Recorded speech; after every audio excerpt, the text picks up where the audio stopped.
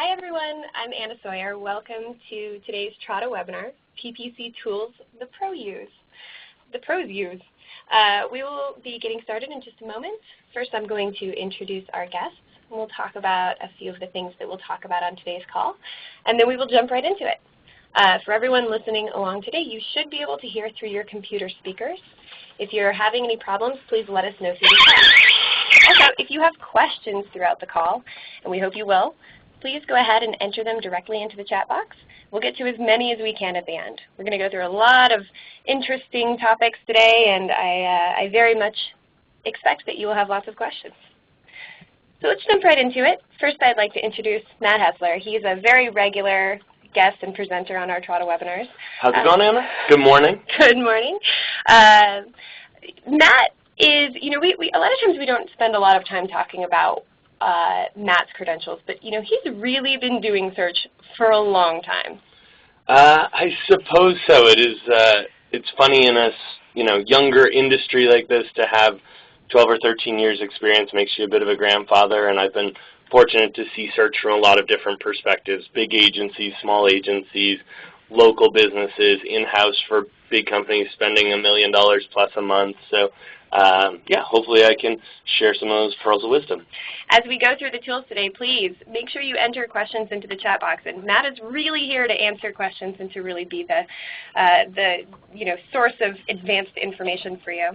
And I'm Anna Sawyer. I run the content department here at Trada. And a lot of what I do here at Trada is I work as a digital marketing educator. I've been running these Trada webinars for close to 3 years. We've actually done around 60 of them. And through that work and through some of the sort of internal and external training, I have become sort of the biggest fangirl ever of AdWords. So, and Matt and I work together at Trada. We really know PPC. We are really embroiled in PPC every single day. Trada is the world's only performance-based online advertising marketplace where we actually assign teams of experts to do the work on your behalf, and they are paid based on their performance. It's cool because our marketplace, as it's grown and we support hundreds of customers, we get to see a lot of different stuff from different budget sizes, different verticals, different conversion actions, people that are trying to generate leads versus e-commerce sales, so it's pretty exciting. Yeah. We really have a completely different approach to paid search. What's really most interesting about it is the way that we align the goals of the advertiser with those of the people doing the work. So you essentially set goals for your paid search campaign, how much you'd like to get a cost per action for. We work with you to set those goals. And then the practitioners on your campaign actually compete and collaborate to beat them. It's a really fantastic model. We'll give you a couple seconds about this later on, but for the time being, we'll just go ahead and jump right into it. So if you'd like to tweet using the hashtag PPCProTools today, I will give an Amazon.com gift card of $25 to one of you. So I'll choose one of you at random and send it out. You'll probably hear about that from me tomorrow. Just another reminder, please enter your questions throughout the call and we'll get to them at the end. So let's talk about the content we're going to really get into today. I really wanted to reach out to some of the people in the community. It sounds like some people may be having some audio problems. Do you mind chatting in and letting me know if you can hear me right now, just so that I can double check? I'm just going to give everyone a moment, the opportunity to dial in and make sure that you can hear me. All right, a few people can hear me. That's very good to hear. All right, for those of you who are having problems, you probably can't hear this, but Alex will be helping you out through the chat. Everyone, thank you so much for chiming in and letting me know. Okay, so I will continue on.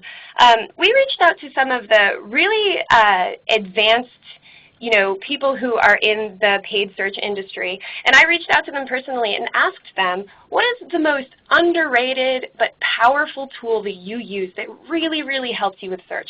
One of the things that sort of puts you in a higher echelon of being a search professional. And we actually have 7 different PPC experts that we talk to, and we will go through their tools today.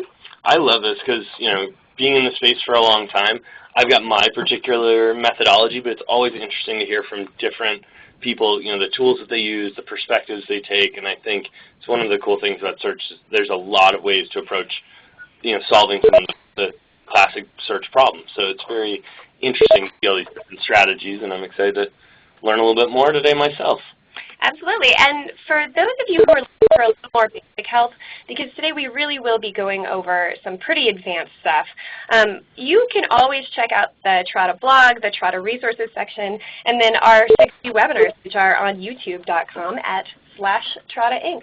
So we have a really wide range of content that is, either relatively basic if you're just getting started in search, all the way up to the relatively advanced stuff that we're getting into today. So I'm going to jump right into it. Brad Geddes is a Trada friend of the show and a really well-known person in paid search. He is one of only 2 people who are qualified AdWords instructors, and he wrote the book on AdWords, Advanced Google AdWords. I think he also has a quality score book out these days too. Brad, but definitely a long-time practitioner in the space and very smart guy, so this would be cool. Yeah, great guy. We were lucky enough to meet him when he was in our office a couple of years ago. And his tip for us is the impression share report. He says it's a great and often underused metrics, and it's one of the simplest ways to understand an account's performance and predict how well the account can do if properly optimized. So let's explain a little bit of what impression share means. Google explains it like this. If the number of impressions that it is possible for you to get looks like a pie, the impression share report shows you what size of that pie you are able to get. So I will tell you how to get to the impression share report, and then we'll talk about what you can do with this data. And it can be pretty cool to sort of identify areas of opportunity, places where you can really move the needle by making some relatively small changes.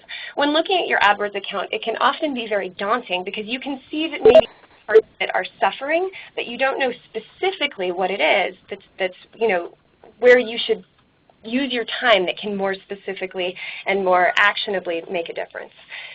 So to get to impression share in your campaigns, you go to Customize, and you can actually choose a few of these impression share reports out of the competitive metrics section. And a few things to note here. Impression share reporting is available at a few different levels throughout the campaign. Looking at it at the campaign level is cool. You can also look at it at the ad group level. The nuance there's a couple different dimensions to impression share. They'll let you look at display impressions, search impressions, lost impressions due to exact match. So there's a couple different ways to look at it. At the campaign level, one of the ones that is the most basic and I think probably widely used is impression share loss due to budget. That's going to be Google earmarking. If you change nothing else with the campaign, how much are you losing just because you're capping your daily spend? So for some of you out there that are thinking, oh, I've used this before, this isn't that advanced, we're going to talk about some ways to use this and drill down a little bit deeper. Great. So we're going to talk specifically about, Matt and I were talking about this before the webinar, and we think the 2 that are the most valuable to look at, especially if you're just getting into looking at impression share, are the search lost impression share rank and the search lost impression share budget. So later on when you're trying to figure out how to set up your impression share column so that you can see this data, these are the 2 that we suggest you start with.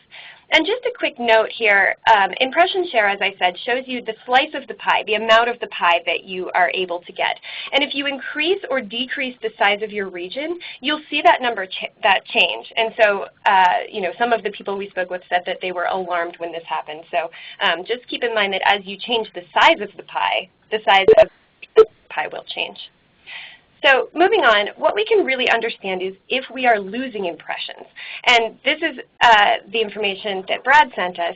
He says when you combine impression share and quality score pivot tables, you can easily see where you're losing impressions and why. So we dug a little deeper into this idea. We pulled some of the impression data. And Matt, if you can talk a little bit about what we're seeing here, we sorted by search loss to see areas of opportunity. Yeah, so if you look at the far right column, and I know this screenshot's a little bit small, it will show you, I believe this is at an ad group level, the search impression share lost, I believe, due to rank. They don't show you loss due to budget at the ad group level. So when you are comparing search impression share to rank, they're saying if you are ranking higher, your search impression share will be greater.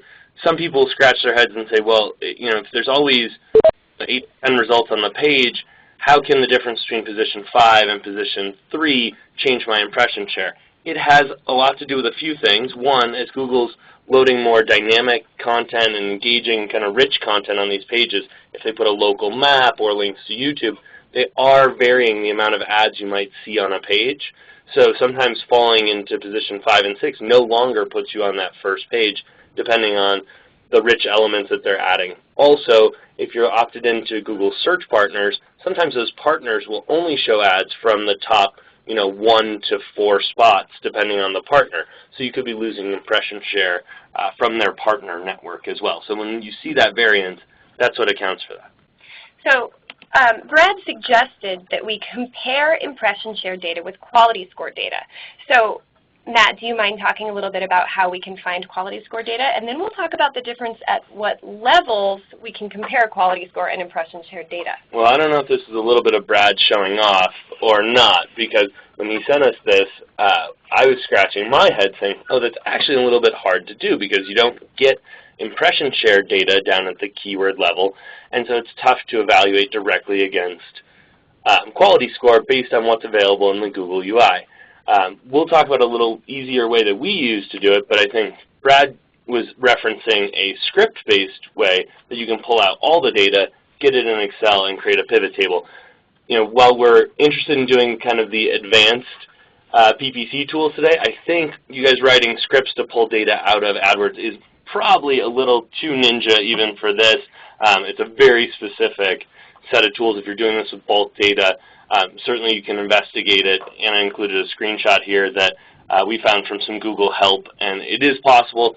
Give your AdWords help once through and you can find some information on the scripts. We'll show you a little bit easier way we chose to do it, not for the whole campaign, but to look at a subset. So you could write this script, and there was a link. I'll actually go back and show you this link again. At deepfootprints.co.uk, we found a really smart way to write an AdWords script, which allows you to track quality score at all the different levels. You can track it at all the levels that Google doesn't automatically provide it for you. But we're going to talk about how you can more manually just take a look at ad groups that are missing impressions and take a look at the keywords that are on the inside. So again, I know that your screens are a little bigger than ours. It's actually a little harder for us to see here because we have a whole dashboard here. But one thing that we thought was really interesting over here is that we have on one of these, we have a 2.3 position, and then on another one we have like a 6.6 position. And we're looking directly at the keyword level within one of those ad groups that was identified by looking at the impression share report. Yeah, so when you've got that impression share report at the ad group level, you can sort it by lost impression share. And then you would target the ad groups with the highest lost impression share. So in this particular ad group, we're missing maybe 60% of the potential impressions. You then drill into that ad group and try to correlate that with keywords and their respective quality scores within that ad group. And what we see here is as the quality scores are higher, the lost impression, or the position also becomes higher, which means it's less indicative that you are losing impression share on those high position keywords. So there's obviously always a correlation. Higher quality score should render you in higher position, which should decrease your lost impression share. So what you want to do is isolate keywords in an ad group that may have a particularly low quality score and figure out what is it about that keyword that you may be able to change. Is it that it has a low click-through rate and maybe should get broken into its own ad group so you can place it with a more specific ad? Is it that it's too low a match type? It's a broad match and it's getting cross-served with a ton of irrelevant content, and that's driving down your click-through rate, again, decreasing your quality score. Or maybe it's just less relevant to the ad and the landing page, and you should again break it out into a separate ad group to target a different landing page that may be more relevant. So as you move, isolate those bad quality score keywords, maybe move them into their own ad groups, you have a chance to lift that quality score, which is going to decrease your lost impression share. And as a reminder, this is just an example. The impression share report can show you areas of opportunity that go just beyond quality score. It's possible that you may need to increase your bids or your budget. These are the types of things that you can learn from this report. Yes, absolutely. So before we move on to the next advanced PPC tool, I want to take a step back and talk about why we need sophisticated strategies in PPC. So we talk to a lot of what we call mid-market advertisers here at Trada, and I'll spend a little bit of time in a moment talking about what mid-market advertisers are. But a lot of times we are asked, why can't we just do a sort of good enough job? A lot of the advertisers we talk to feel like they maybe don't quite have enough time to spend the time to be really as detailed as, Brad's suggestion might imply, or may not have the time to build out all of the landing pages they need for all of the ad groups they have. And the answer of why you really need sophisticated strategies in PPC is that if you are smarter than your competitors, and if you spend more time building out your campaign and use tools to be really smart about what you address and how you build things, you can spend less and get better results. That's just the way search works. If you put in a medium amount of effort, you'll end up spending more. And if you really are committed to learning about search and being better at it, you can end up spending less. And this is what makes search so incredible. And that's the good and the bad. Maybe it's because I've been doing this for a long time, but I don't really think search is really a rocket science type execution. It's knowing the right things to do, but it really is about the diligence of continuing to do them and really optimize the campaign. It takes day-over-day work, some amount of analysis. Again, it's not PhD level stuff, but you have to know what to do, what to look at, and you need to do it every day, and then the right activities every week and some other activities every month to make sure you're keeping your campaign efficient. It's going to allow you, like Anna said, to spend less and have better returns. So I'd like to talk a little bit about where your company fits. And I'm actually going to do a survey in just a few minutes here. We do a lot of these webinars and we produce a lot of content, and we think that most of our webinar guests are sort of marketing directors, leaders, PPC pros, and then oftentimes CEOs and founders at mid-market companies. And we spend a lot of time talking about what a mid-market company is. They're somewhere between a really, really big company and a really, really small business. That seems implied, but sure. In the middle? In the middle. Okay. There are 8 million U.S. businesses that make between $500K and $500 million in annual revenue, and they're largely underserved by the search market. Most of them tend to use either an in-house solution where they have a PPC professional working in-house, or they work with an agency or consultant, and that's because these are just the solutions that are most available to them, because they need this really sophisticated reporting and analysis, more than your local pizza shop who just wants to make sure that he's getting onto, the page results when people are looking for a pizza. And you tend to have small marketing teams and limited resources. Trada itself is a very perfect example of this. We're a company that has 75 people, and we have a relatively small marketing team. And so we have really, sophisticated needs, but we definitely have limited resources. So in order for us to really be able to drive our content going forward and understand the types of people who come to our webinars, if you don't mind, I'd really like to hear if you fall into this category of mid-market companies, keeping in mind that the way that we define it is having an annual revenue of somewhere between $500K and somewhere between $500 million per year. Yep. One thing that's really interesting about the mid-market is that they make up 40% of our gross domestic product. Most of the companies that fall into the small business space, anything below that, tend to have maybe just a couple employees. A lot of times they don't even have a payroll.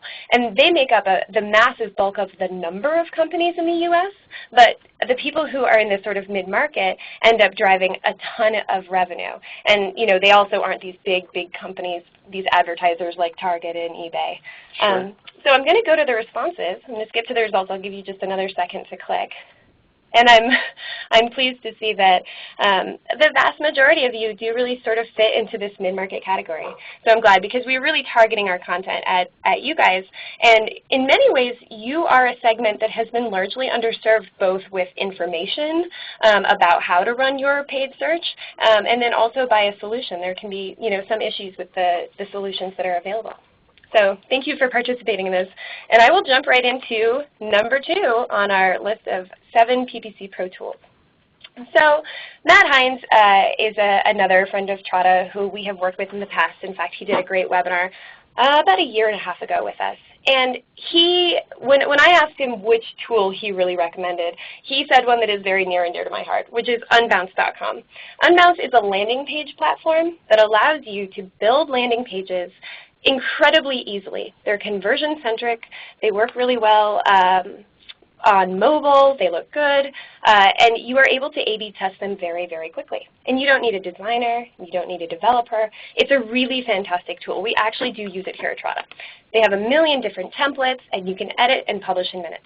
And what this really is valuable for search, excuse me, as we were going back and talking about why in search you really need to be excellent at search, we are always saying things like, you really should have a landing page for every ad group. And that's something that's largely unattainable if you don't have a really easy way to build landing pages.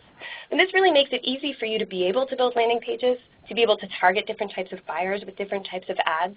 And we really recommend this tool. Yeah, I think Unbounce is great. I think, like Anna said, it allows you to better align your content, which will increase those quality scores like we talked about in the missed impression reporting. You do want to always be working towards better experience for the user. So I would look at it in two dimensions. One, how can I put the right content on the page to improve my quality score? And two, how can I A/B test to give customers a better experience when they land on the page? Are they getting the information they want? Are they presented with something valuable that they're willing to fill out a lead form, or are they ready to transact and buy your product or service? Search is really half the puzzle, and back in 2001 to 2006, it was all about how do I drive the visitors. Now people are looking at it more holistically. How do I drive them, and where do I drive them to, and what's that experience once they're there? You have to really look at that comprehensive program as part of your search strategy. And in this same family, I reached out to Matt Umbro, who you may all know as the founder of PPC Chat. If you're not familiar, PPC Chat is a Twitter hashtag conversation on Tuesday mornings at 10 o'clock, I think, maybe Wednesdays, where a whole bunch of really smart search nerds get together and answer questions on Twitter. It's very cool, so check it out. It's hashtag PPC Chat, and Matthew Umbro is the leader of that. And he talked about another A/B testing landing page tool that I actually didn't even know about, called SiteSpect.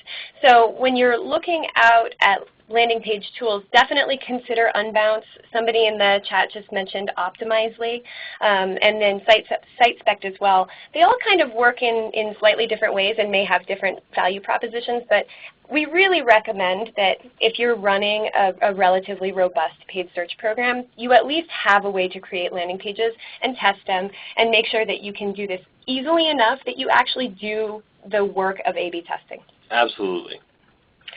All right, I'm going to kick off the next one, and this is one that I think is relatively fun. I think it's an interesting idea. This comes from Brad Cohen, who is the creative strategist at Janrain, and when I was asking him, how do you come up with interesting content for things like paid search ads, he actually recommended Reddit. Now, if you're not familiar with Reddit, Reddit calls itself the front page of the Internet, and it has everything from things that are incredibly horrifying to things that are incredibly interesting, to cat videos, to people's interesting stories. And the way Reddit works is that pieces of content are either voted up or down by essentially a crowd, and so by users. And so it is user-supported content. And what Brad uses this for is to go and find out what people are talking about right now. What is the sort of most contemporary idea that that's really viral right now. And the way that this actually relates to paid search is that we have seen that writing paid search ads that are creative, that have references that are current, imply that you're constantly switching out your content, and they can be eye-catching, and this can drive up click-through rate.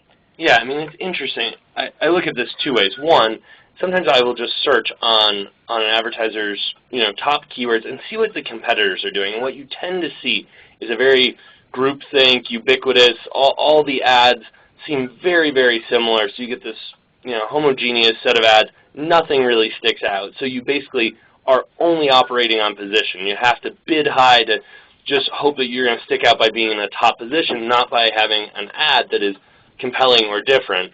And so, trying to think of ways to incorporate some ad copy that is a little more creative, that's going to stick out from your competitors, can be really valuable. And we used to see this with funny things, ads that reference the Super Bowl around Super Bowl time. Even if that's not anywhere related to your industry, if you can figure out a cool way to bring that in because it's top of mind for your users, if you're targeting, you know, a male 25 to 35 demographic, that can be a great way to catch somebody's eye and get them to read the rest of the ad and then click. You know, so what they're suggesting here, what Brad's suggesting, is just find other examples like that. You know, of a Super Bowl every month. So what's trending? What's in this kind of social zeitgeist that people are thinking about? I like your use of zeitgeist. Yeah. When we're writing ad copies and when we're doing paid search in general, it's easy to get really serious and really focused and just be looking at our computers and writing things and thinking about our product messaging, and thinking a little outside the box and having a little fun with it can often be something that can make your ad incredibly eye-catching, especially if you're in an industry that is very competitive. If you're selling running shoes and everyone else is selling running shoes, all of those ads for running shoes look basically the same. Yep. Absolutely. So I thought this was a really cool tool, and Brad actually also suggested another one that is much more an actual tool, and this is a really cool story. So he asks the question, what if you could derive segments from current users who you've successfully won and then target people like them? So the problem here is that as much as we really try to learn about who our buyers and who our visitors and who our customers and who the people who download our forms are, at the end of the day we have a relatively flat understanding of them. They look like these little icons. And so when we're writing ads for them, and you know, if we want to be creative and really try and target our buyers, we don't have that much information. And so there's this sort of new school of site login tools that give us a ton of data. So what Brad says is that if you have social login paired with data analysis of the resultant profile data, it will get you to the place where you can understand a lot more about your customers. So I'll explain. Social login tools mean that more people will log into a site. You are more likely to log in if you don't have to enter a whole bunch of information about yourself, if you can just click sign in with Facebook. And not everyone has the same user behavior, but people who run social login tools have seen a vast increase in the number of people who will sign in if they can do so with only one click. But the new social login tools are not just to make lives easier for people to log in, they're also to create data for marketers. So social login tools that log in across lots and lots of sites can give you information about your customers that you may not have had before. And then there are lots of cool tools that even integrate to help inform display targeting. You can do this sort of manually or not manually, but basically you have this great wealth of data about who your buyers are, and suddenly they don't look like icons anymore. Suddenly you know that this type of buyer who's come to your site before has all of these other things about her that you can use to inform the way that you write your paid search ads. Yeah, it's really interesting. So if you think about it, you run a company where you've got a long engagement with your customers. Maybe it's B2B or it's a more involved sales process. So you're trying to engage with them early on. Maybe you're offering something like a white paper, free analysis, whatever it is. Instead of having them complete your form to request that white paper or free analysis, have them use Facebook Connect to populate that data so you then know who they are. And what you will get with using some of these social login tools is all that background that they can suck out of Facebook. So now you've got a profile on that user, and you've made it easier for them, so you'll see your conversion rate go up, and you've got some social data on the back end to profile future users. And as marketers, we really should be trying to learn as much as we can about our customers and as much as we can about our buyers. And we have these sort of old school techniques where we do things like, interview our customers and learn about them in a more manual way, in a more organic way, and then we create buyer profiles. And those of us who become very advanced in search then write ads specifically targeting those buyers, using keywords specifically targeting those buyers. If you know about this woman that she buys approximately 2 pairs of shoes a year, and this is her price point, and that she responds to shipping thresholds, then you can use that information to write ads that say, hey, if you buy your 2 pairs of shoes at once from us, you'll be able to get free shipping. It's this type of information that allows you to be really smart when it comes to creating ad copy. So I'm going to move on to another survey. I'm very interested to hear which scenario best describes you regarding your paid search solution. So we work with very, very many mid-market companies where the actual business owner or the founder or the CEO is doing paid search himself or herself. We also see a lot of people who either have an in-house team or an in-house person, and these are the people that we work the most closely with and the people that we often have great relationships with. I'm interested to hear if you work with a consultant or with an agency. We also work with lots of people who either now work with agencies or have worked with agencies in the past. And finally, if you're using a bidding platform tool. And one of the things I'd like to look at when we actually show the results in just a second here is how this correlates to our theories about you guys being essentially primarily mid-market customers and the types of solutions that we usually see. So I'm going to give you just another second here to complete the survey, and then I'm going to go ahead and skip to the results.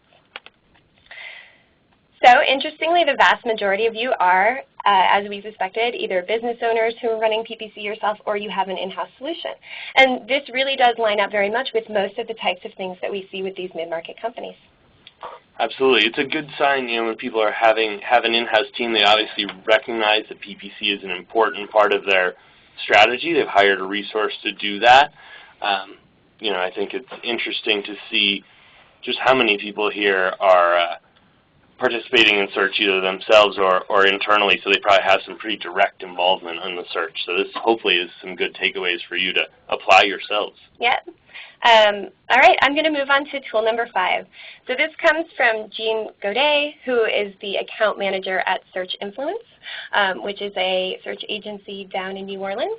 And I would definitely say that this is something that a lot of you have probably already done in the past, looking at the dimensions tabs of AdWords, but it really gives you a ton of data about how you can, where your weaknesses and strengths are, where there's room to improve. Similarly to the impression share lost metric, it can really show you kind of where you should put in some work to move the needle.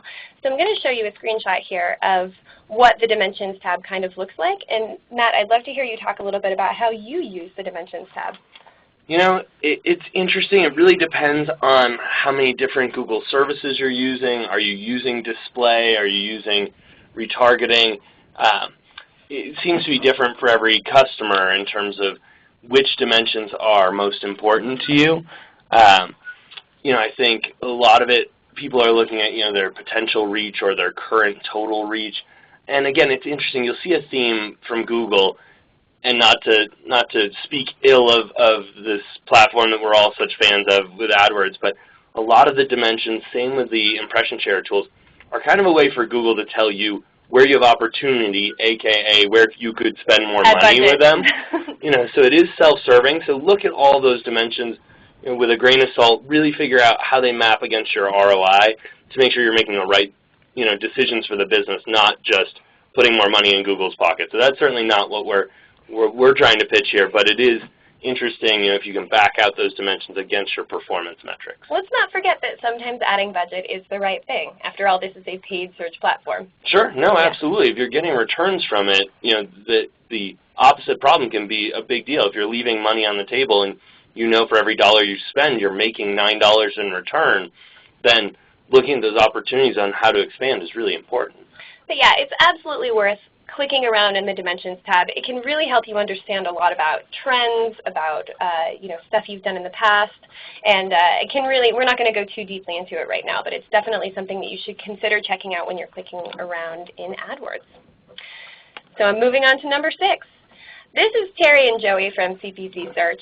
These guys are an agency out of the Bay Area. They have a really fantastic wealth of information on their website, and we've definitely done some content and stuff with them before. Really, really smart guys. And when I reached out to them, I said, I know you're going to give me a really, nerdy, cool tool that is really relatively rare. And they actually gave me 2. So they delivered, all right. They delivered. Yeah. So the first one is called Reportly. And Reportly is actually a tool that Terry and Joey built.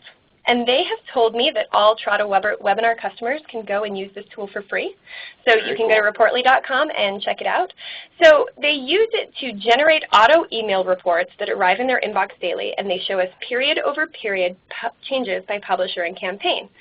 What's really cool about this is that they allow you to kind of see really understand your performance as a whole and understand how your performance has changed over time. And a lot of the tools that we're talking about today are strongest at identifying areas of opportunity, and this is no exception. This will sort of allow you to see where performance has excelled. If you're starting to see problems, it helps you to understand trends. And this trend analysis is really important. I know there's really no perfect platform for logging those changes. They do a good job of helping you understand your timeline of when you made certain decisions on your campaign. If you guys are anything like me, I have stacks and stacks of like little legal notebooks where I handwrite changes for different accounts, and it's really a pain to go back and see when did those changes occur. But search is all about testing, so if I'm going to create a new ad group and bid it really aggressively for a 2-week test, I need to know the start date, I need to know the position pre and post, I need to know conversion rate pre and post, etc. So, I chart a lot of that manually, and I would not recommend it. So tools like this can be really powerful. And most importantly, I think it is my understanding that this will show you performance on both Google and Bing. Very so you cool. can really understand kind of conversion share and data over both of those. And it also provides, they say, a natural language paragraph summing up performance. So for those of us who spend all day staring at data and interpreting numbers, this can give you an at-a-glance, readable paragraph that shows you how you're performing. I'm definitely interested in testing this out and seeing how it could work for couple campaigns. Yeah, so thank you, Terry and Joey, and guys, you can go check this out at reportly.com. So in the sort of same vein as understanding performance, and this is more of an agency tool, but it could be incredibly useful for you if you're just running a few different campaigns. They use something called Productive, and it's really interesting. The way Productive works is it does a lot of things, but one of the things it does is manage tasks through email. So they actually, sort of like you may have used Salesforce in the past to track emails through Salesforce by putting them in the BCC field, they add Productive to the BCC field and then a sort of label name to their email subject lines, and then the app itself, which I have a screenshot of here, actually allows you to see within the app all of the events that happened within one tag, which is a really cool way to figure out, like they say, they need to know sometimes when they started a particular ad test or why things started to change markedly in a certain time, and it allows them to see all of the different data points around a specific action and understand why it happened. Very cool. Very cool. Yeah.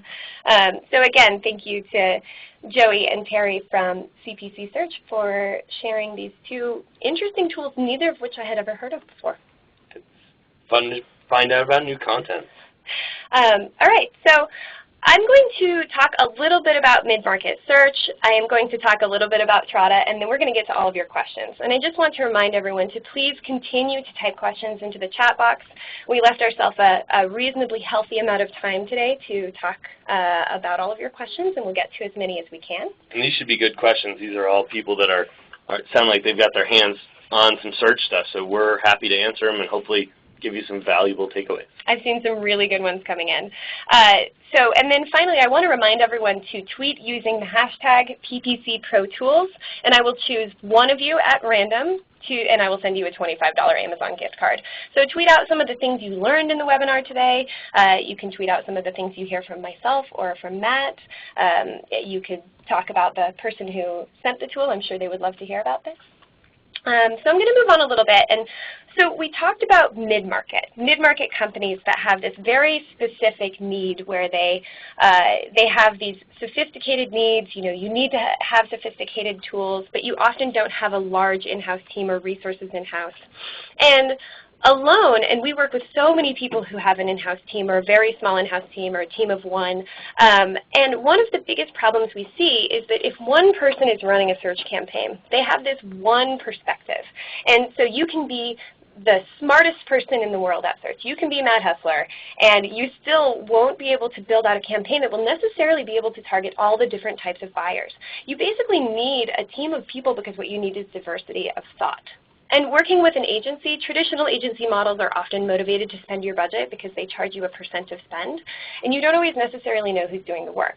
Now, this is not meant to be any sort of attack on agencies or in-house teams because we actually work very closely with both of them. But what we found is what you really need is a tool. So the ideal scenario for either your in-house team or your agency is to have a team of experts who do the work of paid search on your behalf. They would be assigned to the campaign based on numerous factors, including their ability to perform on similar campaigns, and their vertical experience, and their understanding of your very specific business. And they would collaborate within an application that would allow them to see all the performance data they needed to succeed. And your in-house team or agency would have control over their strategy and visibility into all the data. So I know I'm creating this mystical, fantastical world here where you can have it all. That is actually what Trada does. So Trada is the world's only performance-based online advertising marketplace. When you join Trada, we assign a highly specialized team of paid search experts to work on your paid search campaigns. And most interestingly, they are supported by this massive marketplace that gives them all of the data they need to be able to make smart decisions. So they get in there and they do all of the work of paid search. They do campaign build out, they create and test ad copy, they generate keyword lists, they do bidding actually manually. This is human-driven, and they work with you to build out an incredibly successful and CPA-driven campaign. So the most interesting thing about this is that it's actually pay-for-performance. So you would work with our team. We actually have an entire team where all they do is they set up pricing for campaigns. They figure out what types of CPA goals are attainable, and then we assign a team of paid search experts to do the work on your campaign, and then your team collaborates to beat those goals. They are paid when they beat your goals. So for the first time in the paid search industry, the goals of the advertiser and of the person doing the work are totally aligned. And because you have a team of people, they have the diversity of thinking to think of all these keywords and write all these ads and do all this targeting. It's one of the most groundbreaking solutions for the mid-market that exists. Well, and the part that I think is cool that we don't talk about a lot is the fact that a lot of mid-market companies, if their budgets aren't fairly significant in paid search, if you're not spending $50,000 or $100,000 a month, which a lot of folks aren't because they've got very specific ROI, goals and, cash, resources that they can't go out there and spend that kind of budget, it's really hard to apply an algorithmic solution to that to come up with the right type of campaign performance. So you really need to apply people when you've got a smaller data set. If you can't afford hundreds of thousands of clicks per month, you don't typically have enough data to make super empirical decisions. So you need humans that can make inferential decisions and improve the campaign a little bit quicker. Yep. So I'll talk a little bit about who our customers are, and again, we will get to your questions in just a moment. So Trada's customers range from customers who sell products, so e-commerce advertisers, to those who are looking for a lead generation type of conversion. And I really like this story right here. This is Seth from Dr. Vita, and he loved that his optimizer team would react immediately to the need for ads for a new product. Within hours, ads would be running live on the networks. This is really important in Seth's industry because he works in the nutrition industry, and I really like this part of the case study. Sometimes nutrition supplements and vitamins and things become incredibly popular in just a moment because they go viral because Dr. Oz talks about them on television. And rather than having to have a team in-house or do it himself and go out and write all these ads, he just sends a note to his optimizer team on the wall, and they go out and build out all of this content. Now, Seth still has control over all of this. We don't allow it to just kind of go out there without his approval. He does approve content before it hits the networks. But essentially, he has a team of people all creating this content together, testing it, and finding out what works. Cool. Cool. So if you are interested in learning more, please go ahead and type "I'd like a demo" into the chat box. And Alex will be happy to set that up for you. And then I am ready to move on to the questions. Let's do it. Let's get some questions. Yeah, everyone. We probably need a quick minute to prepare. We had a few stream in, so we need to pull those out. I'm going to open up the window here. Whoops, that's the wrong window. And pull some of these out of here. So I'm going to just kick off here with one from Nick. Actually, this one is about Trada. I will get to some of the ones that are about search. How does Trada work for e-commerce? Matt, do you mind taking a moment answering this while I jump in and find the other questions we're going to answer? Sure. So, with an e-commerce advertiser, I think there are a lot of benefits. It's a great way to expand your total scope. I find a lot of e-commerce campaigns there's just not enough time to build robust search, keyword lists and ad copy against a variety of SKUs. So if you're an e-commerce company that is supporting, hundreds or maybe thousands of SKUs, how deep can you do that build if you're only one person and you're managing other things? So what we find to be really advantageous with the Trada crowd model is we can kind of section that up, have some optimizers work on this line of products, some work on that, and what you get is a little more robust build by way of having a team.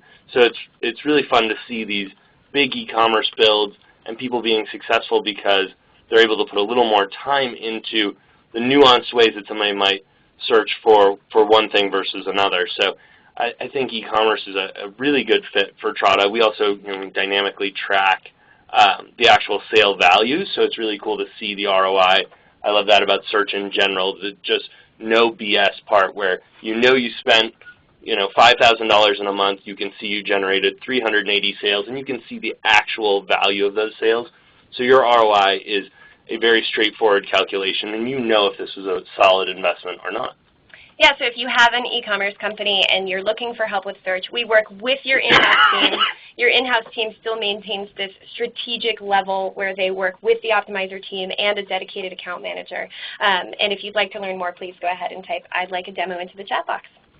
So this next question is one that we get a lot. PPC still scares me due to fraud and competition clicking away. I see conversions can be a lot lower from PPC because of fraud and competition. So let's talk a little bit about the actual volume that fraud and competition have on your clicks and what Google does about it. Good question. I mean, it depends really industry by industry. I think Google continues to show diminishing fraud year over year. They've done better and better jobs with their tools.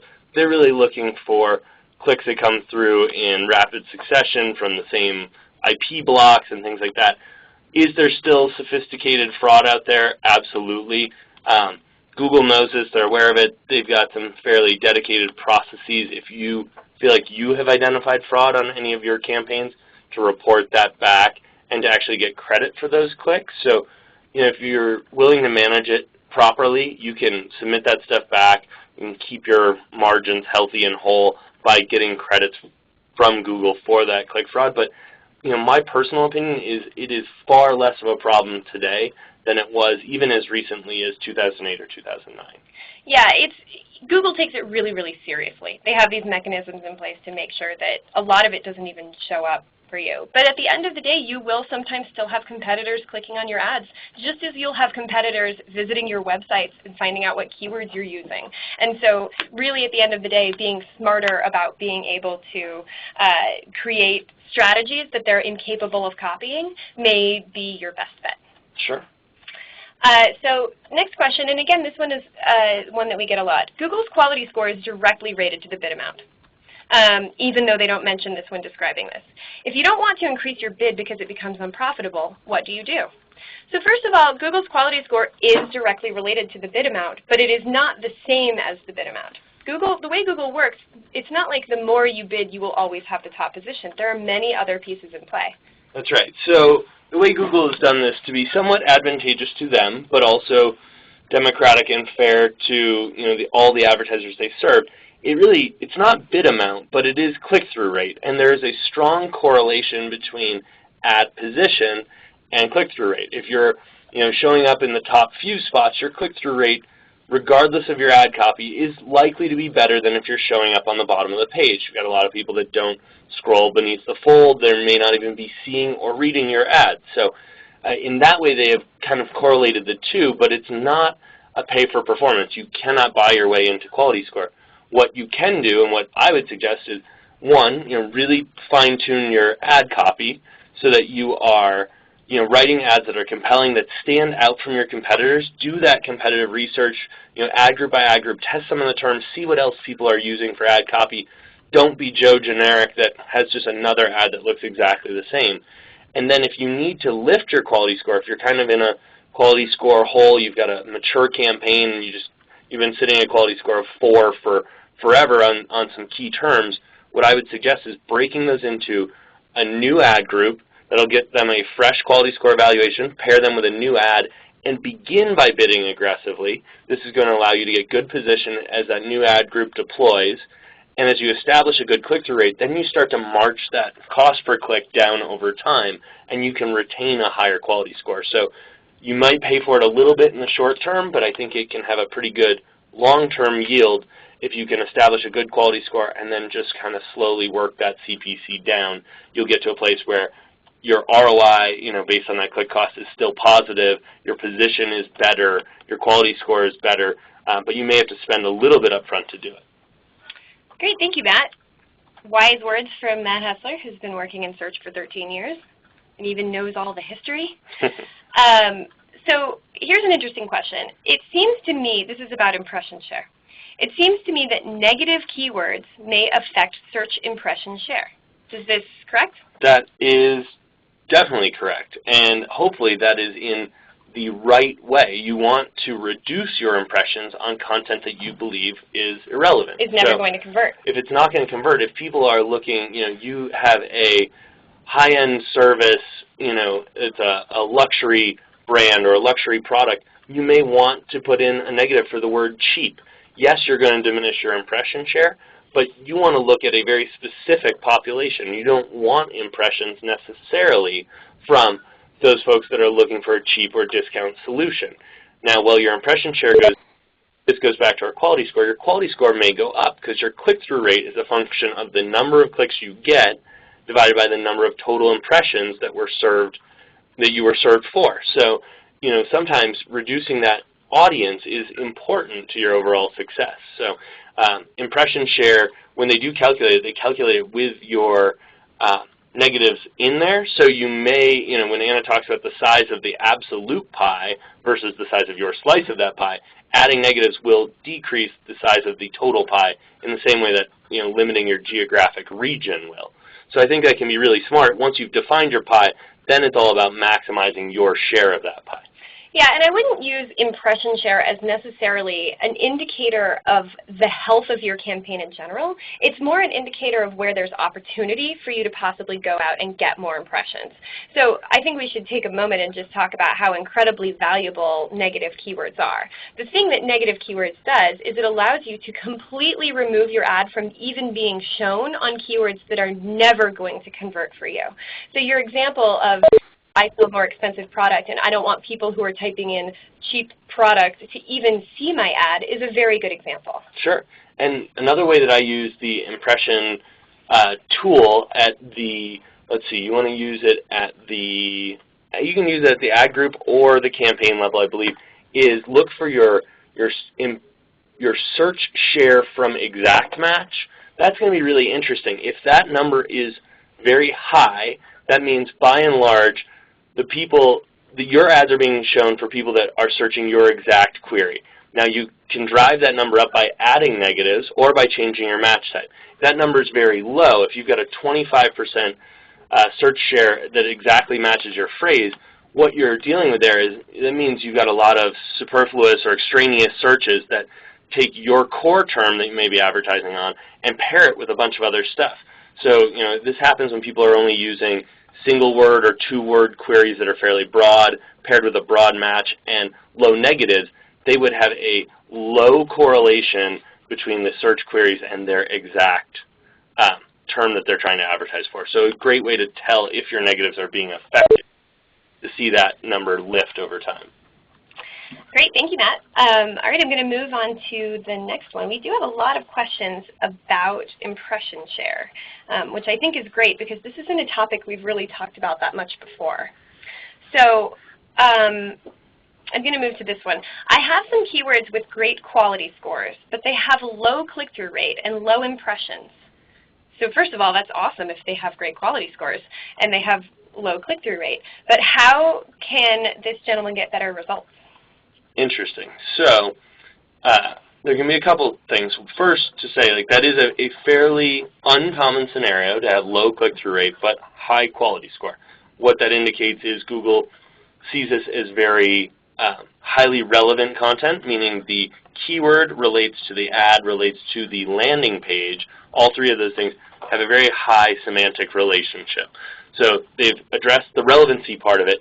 Now click-through rate if your total impression set is fairly low, Google will weight your click-through rate a little bit less in terms of their evaluation of your quality score. So how do you increase your total impression count so that you can start to drive this up? Truly depends. If you're in a very niche industry, you may be limited by the number of actual queries.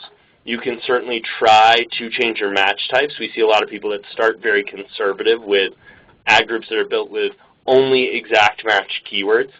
That's going to really limit the set of terms that you're served for. It's going to give you a very low impression count.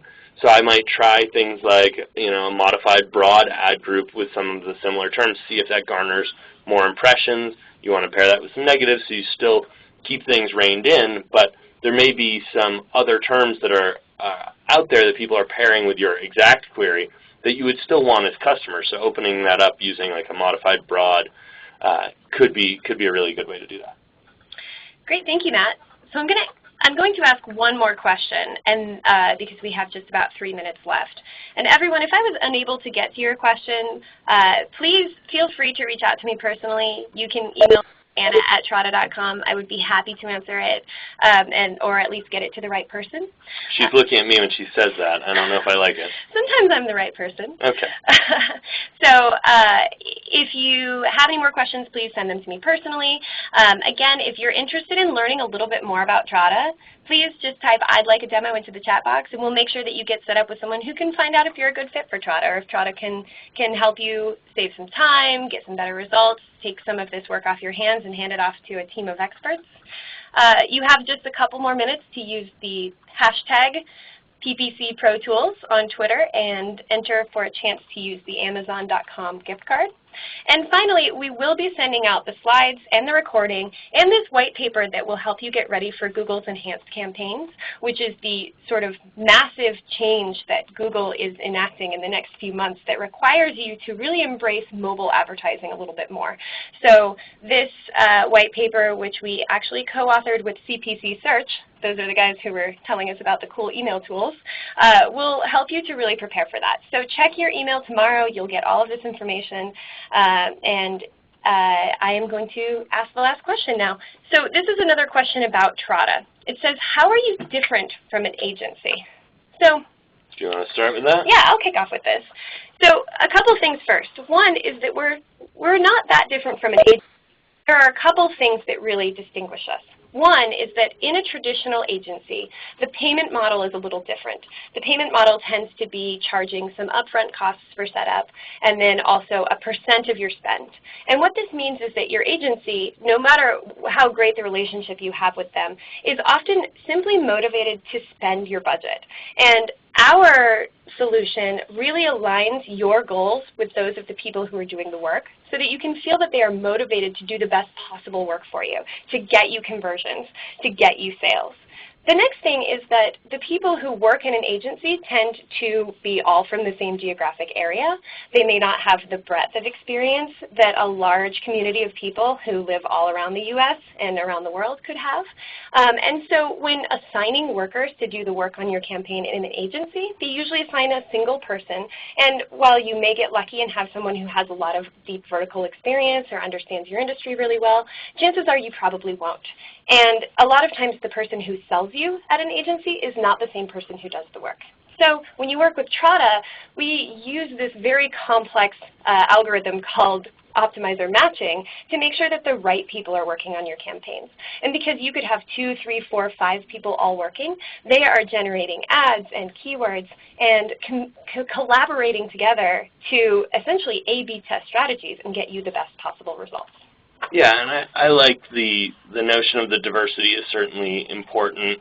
It's interesting, I've been in this situation working for an agency, working as a consultant, where your single point of view perspective, you're maybe 3 months into the engagement and you're pulling your hair out because you can't think of any other ways to write this ad. I've tried every type of promotional language, and you only have those 70 characters to work with, so it's tight space, and you've tried 4 or 5 or 6 different things, and you've gotten some results, but you kind of seem to plateau because you're only using your one personal perspective. The diversity that you get with Trada, having multiple optimizers, you're getting that 3-fold or 5-fold, everybody's going to continue to do their own A/B testing, but we're also testing them against each other in an interesting way to see if maybe a woman's perspective is different from a man's, older, younger, different geographic basis. So it's really interesting to see the kind of breadth of content that you get out of it and how that can affect the campaign. Yep, absolutely. So everyone, I want to thank you so much for joining us today. Stay tuned. We will be having a webinar next month. I don't have the date nailed down yet, but I'm very excited about it, and you will probably get an email inviting you to it. And again, please check for that follow-up email tomorrow. And if you have any more questions, just send them to me. You can reach me at anna@trada.com. Thank you so much, everyone. This is the end of the webinar.